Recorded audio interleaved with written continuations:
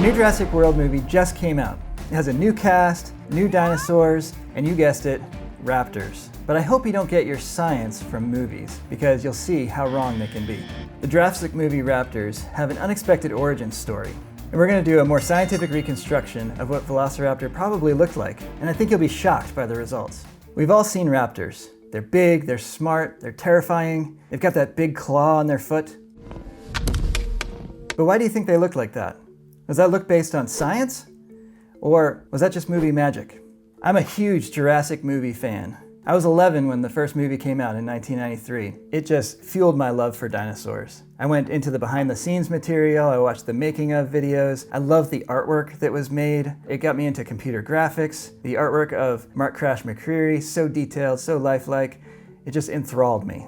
Velociraptor quickly became my favorite dinosaur. So I started researching it, digging in, learning as much as I could, and that's when I found my first big surprise. Velociraptor was about the size of a big turkey. So why did they make it so big in the movies? We are going to crush your hopes and dreams. Well, if you look at the book that Michael Crichton wrote and published in 1990, Jurassic Park, the original book, it says this about raptors. Although Deinonychus is now considered one of the Velociraptors. Where did Michael Crichton get that information from? It wasn't this book. It was actually this other book. This book, by Greg Paul, is what Crichton used in his research for Jurassic Park. In it, Paul has skeletal drawings of a Velociraptor antirhopus, but that species doesn't exist. Paul was saying that Deinonychus and Velociraptor are so similar that they should be part of the same genus. Here's the original Deinonychus drawing by Robert Backer, published with John Ostrom's paper on Deinonychus. But it's still not as big as the raptors from Jurassic Park. What's the deal? Well, in 1991, they discovered a really big raptor claw, and they used that to justify the size of the raptors. 2 years later, in '93, it was named Utah Raptor. But all they found was a claw, a couple of skull bones, a couple of tail bones, and none of them were connected, so we really don't know what Utah Raptor actually looked like. By 2002, Greg Paul had published Dinosaurs of the Air, and in it, he had a drawing of Deinonychus antirhopus. So the scientific community had not accepted renaming Deinonychus as Velociraptor. He recognized that in his book, but it was too late. The movie had already come out, and everybody had seen the Jurassic Park raptors as Velociraptor. Leading up to the first Jurassic World movie, years later, the franchise came under fire because they didn't have feathers on their raptors. Remember Jurassic Park? Those guys were so silly. They wanted to see dinosaurs just go outside. They're birds now. They added some new raptors to the storyline, and one of them had feathers. This one was called Pyroraptor. There was one problem though. Pyroraptor was actually tiny. It was about the size of a chicken. And the only bones they found were just a few bones, an arm bone, a tail bone, a couple of toe bones. And these bones weren't even articulated. They weren't connected when they were found. And there were no feather impressions. So they only assumed that this animal had feathers. All four raptors I've mentioned so far, Velociraptor, Deinonychus, Utah Raptor, Pyroraptor, none of them are found with feathers on the fossils. I don't have any feathers. So why do we see them with feathers so often? Well, here's a fossil of a small raptor called Microraptor that was found with feathers on its forelimbs. Very strong feather impressions with quills and barbs. They're arranged in a wing pattern. This is a larger raptor called Genuine Long, and it too was found with large wing feathers on its arms. Here's a specimen of Archaeopteryx, a very famous fossil bird that was found without feathers. So it's not uncommon to find fossil birds without feathers. So why do people put feathers on raptors? You've probably seen diagrams like this one from New Scientist in 2014, or this one from National Geographic in 1998, or this one by Scientific American in 2017. If we zoom in on that diagram, you can see that raptors, or dromaeosaurs as they're called, they're in the middle, just like the other diagrams. Now 2017 is a little bit older, but this chart is more recent from a 2023 paper, and it follows the same pattern. It has raptors right in the middle of the theropod dinosaurs. The evolutionary term for these is non-avian dinosaurs. The raptors are right between those dinosaurs and birds. But there's an issue with these diagrams that nobody talks about. In this chart, the blue bars show what rock layers the fossils are found in for these different groups of animals. Deeper, older rock layers are on the left, newer and younger rock layers are on the right. According to the story of evolution, animals close to the top are more primitive. Those close to the bottom are more advanced. Near the top, we have the non-avian dinosaurs like Allosaurus, Tyrannosaurus, Compsognathus. Here's the raptors, or dromaeosaurs, along with some other groups that we find with feathers, the oviraptors and the troodontids. From an evolutionist perspective, so far so good. You have the more primitive animals up and to the left, and the more advanced animals down and to the right. So based on this evolutionary progression, we'd expect to find birds down and to the right, more advanced in more recent rock layers. But where do we find the birds? Birds are found way back in the Jurassic. Archaeopteryx, Anchiornis, a very modern looking bird, Baminornis, was just discovered earlier this year. It's a problem that these birds show up way before their supposed ancestors. It kind of makes you wonder if the evolutionary story you've been taught is actually based on the evidence. I made it up. All of it. It's such a problem that some scientists are flipping this around and saying that the raptors actually evolved from birds and are just birds themselves. One of these scientists is Dr. Alan Fiducia, who has written numerous books, scientific peer-reviewed papers on this topic. In 2015, Dr. Darren Naish claimed that young Deinonychus might be able to fly. I believe I can fly. And paleo artists have been representing this too. Here's an illustration of Deinonychus that well-known paleo artist Emily Willoughby did in 2014. Here's one that another paleo artist, John Conway, created back in 2010. This idea that raptors look like birds is not a new idea. If this were true, that raptors evolved from birds, then the story of evolution has an even bigger problem. What did the birds evolve from? Where are the transitional forms between the non-avian dinosaurs and the birds? Hold that thought and we'll come back to it. At this point, you might be saying, are you trying to tell me that some scientists say that raptors look like birds? Raptors don't look like birds. Look, I totally get it. When I was a kid, Velociraptor was my favorite dinosaur. You bred raptors. They were big, they were smart, they were scary. So when I found out that Velociraptor might be a little turkey-sized bird, I had to research it myself. I was trying to save my favorite dinosaur. Clever girl. So let me show you what I found. We're gonna look at actual fossil materials, not sculpted props from a movie film set. Let's dig into what was excavated from the actual rocks. The first thing I found was two skeletal drawings of Velociraptor, one by Scott Hartman from 2013, the other from Greg Paul in 2001. And next I found a 3D model of a Velociraptor skeleton. I lined up the 3D skeleton against the skeletal drawings to make sure it matched and was accurate. Now let's jump back to those real fossils. In 1971, they found an amazingly preserved, articulated skeleton of Velociraptor in Mongolia. This fossil is amazing. It's called the Fighting Dinosaurs because it's a Velociraptor and a Protoceratops locked in an epic battle. But for animals fighting to be preserved like this, they would have to be buried rapidly. Well, I'm a Christian, so I believe the Bible's history. And the Bible's history gives me a key that helps me understand this fossil better. These animals would have to be buried rapidly, and the global flood makes sense of that story. We find many fossils showing rapid burial like this one. Here's a photo from another angle. Unfortunately, this fossil has never been described in much detail in the scientific literature. So I was really excited to find this 3D scan of the fossil. Thanks to Securi for uploading this to Sketchfab. It's not super detailed, but most importantly, it gives me the basic proportions in three-dimensional space. So I've taken this 3D skeleton, overlaid it on the fossil, scanned to make sure we get the proportions correct. So let's look at 4 big things that made me think that Velociraptor might be a bird. As we researched this, we found something profound. Birds have wings.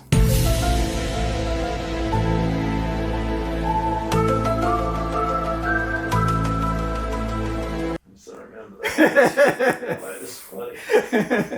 If Velociraptor was a bird, we'd expect to find evidence of wings. There has not been a Velociraptor found with fossil feathers, but there were other raptors like Genuine Long and Microraptor and others that have been found with feathers. And they have clear wing feathers and tail feathers, like we talked about before. Those feathers are arranged exactly like living birds. Same bone attachments, fan shape, overlap, symmetry. When God designs something, he designs a fully functional system. Birds have soft tissue in their wings called patagia. It's a complex system of muscles, blood vessels, tendons, ligaments, and nerves that automatically fold the feathers when the bird folds its wing. The feathers, soft tissue, and bones all work together like God designed them, and we find evidence of this on some of these raptors. But we haven't found feathers on Velociraptor. If Velociraptor had wings, we should be able to tell from the bones, right? If you hold your arms straight up and try to bend your wrists to the side, I can't get mine past about 45 degrees, but a bird has a special swivel wrist where it can fold its wing all the way up against its forearm. We would expect to find that same swivel wrist in these fossils if these raptors are birds. Birds have that special swivel wrist. It lets them open and close their wing. There's a special bone called a semilunate carpal that enables this. Dinosaur wrists don't have this, as you can see on the Allosaurus. This pattern is very consistent across birds and raptors, and consistently absent across non-avian dinosaurs. This wrist structure is so different that evolutionists can't explain how one evolved into the other. They have no mechanism to produce that change. Velociraptor had that special wrist bone. Some people say that raptor arms couldn't fold tightly enough to be true wings. Here's a reconstruction I made of a Deinonychus wing folding. It actually folds surprisingly tight, very similar to living bird wings. The second skeletal feature is the shoulder. We as humans can shrug our shoulders. If you tried to flap your arms as vigorously as bird wings, you'd probably dislocate your shoulder and break your collarbone. So birds can't shrug their shoulders. Their shoulders are locked in place to help power that flapping motion. In birds, the coracoid is rectangular and angled from the shoulder blade in a kind of L shape. And just like we'd expect, this feature that stabilizes the shoulder, it shows up in these raptors. There's some variation in flightless birds like ostrich and others, but it's still different from a dinosaur shoulder. Velociraptor, like the other raptors and birds, has this special reinforced shoulder. And there's another special thing about the shoulder of a wing. A bird's shoulder joint is flexible enough to flap the wing. You can see the front view of a modern bird here, a European starling. The glenoid is the pocket that arm bone sits in. It's located high and points sideways to give that wing a full range of motion. But a dinosaur shoulder joint is completely different. It's pointed down with a much smaller range of motion. So what do the shoulders of raptors look like? Well, here's Microraptor, and it looks just like a bird. And Velociraptor has the same exact thing. Note the stark contrast between the raptor shoulder and the Allosaurus. The structure is so different, the evolutionists have no mechanism that could cause change like this. The third bird characteristic. Birds have pubic bones in their hip that point backwards. Dinosaurs, on the other hand, have pubic bones that face forward. So what do raptors have? Raptors, Archaeopteryx are just like all these other extinct birds. They have rear-facing pubic bones. The fourth characteristic, let's talk about the tail. Right away, you can see how thin the tail is. It's totally different from the long, thick, flexible tails that we see in dinosaurs like Allosaurus, Tyrannosaurus, and even the smaller ones like Compsognathus. The tail is very similar to Microraptor's tail, and also very similar to what we see in Archaeopteryx. And it's also common in other birds like Anchiornis, Jehilornis. They all have this unfused pygostyle anatomy. It's functionally very similar to the pygostyle that living birds have. I have to credit Dr. David Menton, an anatomist, for this observation. And this was a turning point for me that blew away my preconceptions about Velociraptor. When we researched this tail, we found a problem. All of these birds, like Archaeopteryx and Microraptor, they had 30 or fewer tail vertebrae. But the Paul and Hartman reconstructions had way more tail vertebrae than that. So we went to the scientific papers. In 2012, a paper by Dr. Phil Center describes Velociraptor as having approximately 30 tail vertebrae, very different than the reconstructions. I found the best photo I could of the Velociraptor fossil, and I count around 26 tail vertebrae in that fossil, which happens to be the same number that's found in Microraptor. Now, why is the tail important? See, dinosaurs have this big, heavy tail to stay balanced so they can walk. Look at all of those long spines sticking out from the tail vertebrae. They're on the top, sides, bottom. They go down the whole length of the tail. Those were for large muscle attachments that helped it walk, and they made the tail really heavy and thick. Birds don't have that because they don't walk the same way. Birds walk very differently from dinosaurs. Dinos are hip walkers. Their leg swings from the hip. Birds are knee walkers, and their leg swings from the knee. And that is unique to birds. And evolutionists have no mechanism that could cause dinosaur hips to completely re-engineer themselves to a different structure and a different style of walking. So those are our big four: a swivel wrist, a shoulder for flapping, a hip structure, and a short, thin tail. There's a few other bird characteristics that we see in Velociraptor. The neck is surprisingly long and curved. In fact, in 2017, a new raptor was found named Velociraptor, and it had a very long, flexible neck. Birds use their long necks to preen their feathers with their beak. I think reconstructions of raptors often underestimate the neck length and make it far too thick and muscular. If you look closely at the ribs of Velociraptor, you can see some little bones going across the ribs. Those bones are called uncinate processes, and they're found in birds, and they indicate avian breathing, which is very unique to birds. These two bones were found in Velociraptor as well. They're very rarely preserved in different specimens. They're called sternal plates. They're very large in birds, and they provide attachment points for flight muscles. There's no keel preserved on Velociraptor, but it could have been cartilage, like in juvenile birds today. Watch what happens when we change the pose of Velociraptor's bones based on what we discussed. We make the knees more crouched, we move the arms to that wing position. These are the same bones, just posed differently. One pose makes it look like my favorite childhood dinosaur. The other pose makes it look like just a bird. Here's Genuine Long, which has wing feathers and these same bird-like skeletal features, and Velociraptor, about the size of a big turkey. Now you might say, what's the big deal? It's just a dinosaur with feathers. Well, the idea that dinosaurs had feathers came from the story of evolution. These raptors had more than just feathers. They had wings. God tells us in His Word, the Bible, that winged birds, literally flapping birds, did not evolve from non-avian dinosaurs. God tells us that birds were created on day 5 of creation week, the day before dinosaurs were created. Then God created dinosaurs after birds on day 6 of creation. He made them to reproduce after their kind. They weren't evolving into a different kind. Dogs give birth to dogs, cats give birth to cats, and so on. So as a Christian, I don't have to look for transitional forms between birds and dinosaurs. Because I believe the Bible, I expect to find creatures designed by God to be complete and fully formed. And that's exactly what we find. And those hypothetical lines connecting these different kinds of animals with evolution, those connecting lines are a man-made story. But the actual evidence we find doesn't show evolution from one kind to another. Okay, let's finish our reconstruction and create some artwork. Here's some sketches I did, inspired by living birds. Then I posed my 3D skeleton to match the sketches. Then I drew a more detailed drawing over the skeleton. Here's one standing on one foot, one perched on a branch preening its wing feathers. These two are fighting. This one looks like a roadrunner. This one's just chilling on the ground. And this one, I wanted to do a close-up of the face to see how the proportions looked. And this one is just hanging out on a rock. I chose this one to do a finished digital painting of. I double-checked the skeleton to make sure it looks accurate, and I decided to base the coloring of my Velociraptor on a Philippine eagle, a large predatory bird, very unique looking. I'm drawing on an iPad Pro with an Apple Pencil using the Procreate app. Let's talk about the wings first. Primary and secondary feathers, swivel wrists, a specialized shoulder. They allow the wings to fold closely to the body. So how long should we make the feathers? We don't find feathers in the fossils. Well, Prehistoric Planet has been said to have some of the most accurate dinosaur reconstructions. From a technical standpoint, it's very good computer graphics. Their Velociraptor has stubby little half wings with really short feathers. BBC's new Walking with Dinosaurs program has the same thing on another large raptor.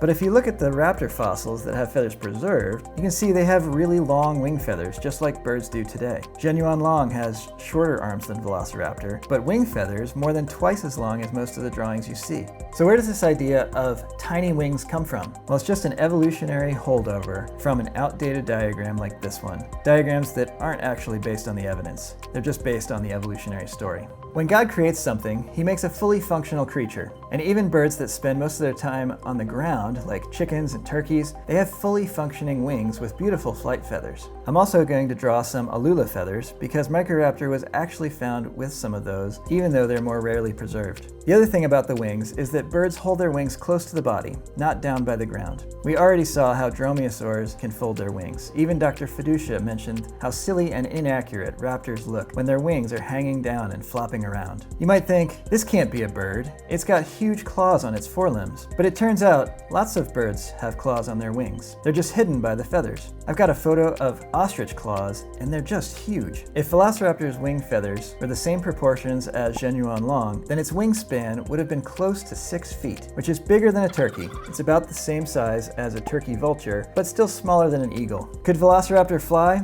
Well, it's hard to know for sure. Most birds can fly. Even turkeys, who spend most of their time on the ground, roost in trees. I saw a turkey fly over a highway recently, more than 20 feet above the ground.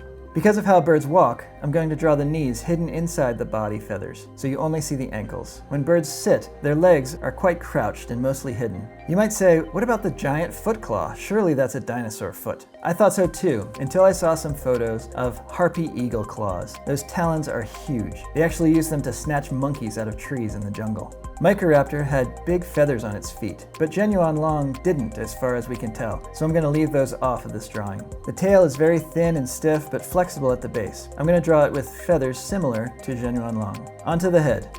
If Velociraptor was a bird, birds have beaks. This got a few surprise comments in a previous video, so let's talk about it. Have any other paleo artists drawn a beak on a raptor before? Well, Prehistoric Planet, I can't tell what's going on there. Maybe it's supposed to be a half-evolved beak or something. It doesn't look like scales. National Geographic had a cover with Deinonychus on it in 2020. Kinda looks a little bit beak-like, but can't tell for sure. Greg Paul put beak material on his raptors back in the 90s. John Conway did the same on his raptor painting back in 2010. David Bonadonna gave his raptor beak material in 2013. And Emily Willoughby put beak material on her Deinonychus in 2014. So quite a few well-known paleo artists have put beak material on their raptors. Some might say, you can't have a beak and teeth in the same jaw, but we see beaks and teeth in the jaws of multiple species, so that argument doesn't hold up. Even though we don't find teeth in living birds, there are a lot of extinct birds with teeth. We almost never find beak material fossilized on any birds, whether they have teeth or not. So what would the beak look like? Well, bird beaks are incredibly designed structures, and they come in all different shapes and sizes. They're usually a mix of different parts as well. Since we have no fossilized beak material, we have to make a decision on how much beak material is enough. So I'll be conservative and only add true beak material in front of the nostrils. Then some other material and bird lips, but I'm not going to put scales on the head because we've never found evidence of that on any raptor fossil. It's just an evolutionary assumption. Actually, having feathers evolve on a cold-blooded animal is a huge problem for evolution. Feathers work great on a warm-blooded animal because they keep the warmth inside, but they would have killed a cold-blooded animal because cold-blooded animals use scales like solar panels to warm them up. So they'd have to evolve being warm-blooded first, but that's a huge metabolism change, and there's no known mechanism that could create that change. There's some debate how much feathering would be on the head. It's difficult to know from the raptor fossils, so I'm going to follow live predatory birds. There would have been a few small feathers in front of the eyes, but not many because vision is so critical. Their feathers completely cover the back of the head and neck. Eyes can communicate a lot about a creature. Jurassic Park and Jurassic World raptors have slit eyes, which are very reptilian, except for Jurassic Park 3, which for some reason had tiny round pupils. Prehistoric Planet had round pupils, but some people online said they should be slits. The point is, nobody knows. I'm going to give it eyes more like a hawk or eagle with large round pupils. When all you have is fossilized bones, it can be difficult to interpret the evidence. We don't know if Velociraptor was a bird because we haven't found one with feathers. But if it was, maybe it looks something like this. Maybe you're disappointed like I was because a turkey raptor doesn't sound very scary. But this animal was no Thanksgiving snack. Think of Velociraptor as a speedy super eagle with teeth, large wing claws, and huge foot claws. Living birds of prey give us a clue as to what it may have been capable of. Owls, they've got large talons that can exert up to 500 pounds of pressure per square inch. Harpy eagles fly around the jungle and snatch full-grown monkeys out of trees. Golden eagles have been known to attack mountain goats and pull them off cliffs, breaking their bones. People in Mongolia have even used eagles to help hunt down and kill wolves. Research on raptors in 2011 by Dr. Denver Fowler proposed a type of mounting attack, where raptors grasp with their feet and strike with their wing claws and go in for the kill with their jaws. Imagine an animal like that, a super eagle that can run or fly. Imagine a velociraptor in a tree above you, swooping down. It's truly terrifying. I would not want to have a run-in with a real velociraptor in the wild. That's the velociraptor I see when I look at the fighting dinosaurs fossil. As a Christian, I'm going to view the evidence through biblical glasses, which can lead to very different conclusions than someone viewing the evidence through the lens of evolutionary ideas. These are two different worldviews looking at the same evidence, but I believe when that evidence is rightly interpreted, it confirms the Bible to be true. And when I can trust the Bible's history is true, then I can trust that the account of Jesus Christ and the gospel that's based on that history is also true.